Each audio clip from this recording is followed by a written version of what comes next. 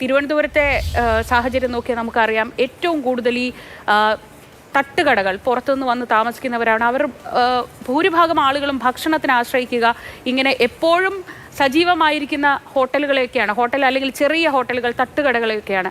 ഇതൊക്കെ പകുതി കാണാനില്ലാതായി കഴിഞ്ഞു.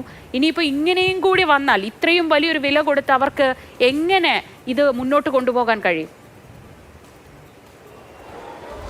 ശ്രീജ, ഏതായാലും ഹോട്ടലുകളെ സംബന്ധിച്ചിടത്തോളം വലിയ പ്രതിസന്ധിയാണ് ഇനി വരാൻ പോകുന്നത്. കാരണം ഇപ്പോൾ തന്നെ ചായക്കൊക്കെ നോക്കിക്കഴിഞ്ഞാൽ 10 നിന്ന് 12 ആക്കിയ കടകളുണ്ട്.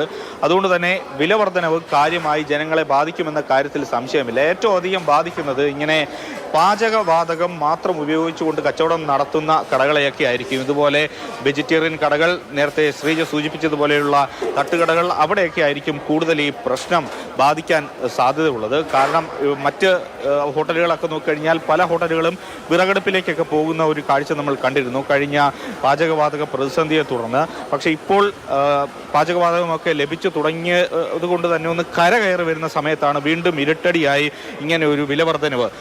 അപൂർവമായിട്ടാണ് ഇത്തരത്തിൽ ഇത്രയധികം വില ഉയരുന്നത് എന്നുള്ളതാണ് ഹോട്ടൽ മുതലാളിമാരെല്ലാം തന്നെ പറയുന്നത്.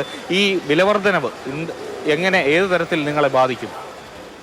വില വർധനവ് മൊത്തത്തിൽ ബാധിക്കുന്ന കാര്യമാണ്. നമ്മളിത് റേറ്റ് കൂട്ടാതെ ഒരു നിർവാഹമില്ല.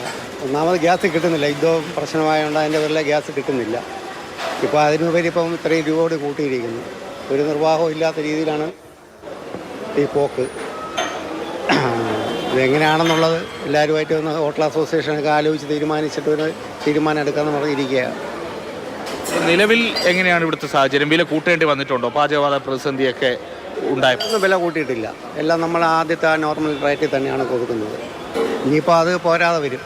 ഇപ്പോൾ ഈ വർധനവൊക്കെ കൂടിയതുകൊണ്ട് ഇപ്പോൾ അതിൽ വർധനവ് കൂട്ടിയാലേ ഇനിയിപ്പോൾ ഇത് തുറക്കാൻ പറ്റുള്ളൂ. അല്ലെങ്കിൽ ഇത് വളരെ പ്രതിസന്ധിയിലും വളരെ രൂക്ഷമായ രീതിയിലേക്കാണ് ഹോട്ടൽ പ്രതിസന്ധി പോകുന്നത്. തിരുവനന്തപുരത്തെ സംബന്ധിച്ചിടത്തോളം ഒരുപാട് വന്ന് താമസിക്കുന്ന ആളുകളുണ്ട്. അവരൊക്കെ ആശ്രയിക്കുന്നത് ഹോട്ടലുകളെയാണ്. ഇപ്പോൾ തന്നെ നോക്കിക്കഴിഞ്ഞാൽ കാണാം, ഒരുപാട് തിരക്കുണ്ട്. ആറ്റുകാൽ ക്ഷേത്രത്തിനോട് ചേർന്നുള്ള ഹോട്ടലിലാണ് നമ്മളിപ്പോൾ നിൽക്കുന്നത്. എല്ലാ സീറ്റുകളും ഇങ്ങനെ നിറഞ്ഞു നിൽക്കുന്ന സ്ഥിതിയാണുള്ളത്. പക്ഷേ ഈ വില വർധന ഉണ്ടായിക്കഴിഞ്ഞാൽ അത് സാധാരണക്കാരായിട്ടുള്ള ആളുകളെയും ഒരുപാട് ബാധിക്കുന്ന കാര്യമാണ്. അതെങ്ങനെ തരണം ചെയ്ത് കൊണ്ടുപോകാമെന്നുള്ള കൂടിയാലോചനകളൊക്കെയാണ് ഇനി ഏതായാലും വേണ്ടത്. അദ്ദേഹം പറഞ്ഞതുപോലെ തന്നെ ഹോട്ടൽ അസോസിയേഷനും ഒക്കെയായി ബന്ധപ്പെട്ട അത്തരം ചർച്ചകൾ ഇനി ആവശ്യമാണ്. ശ്രീജി.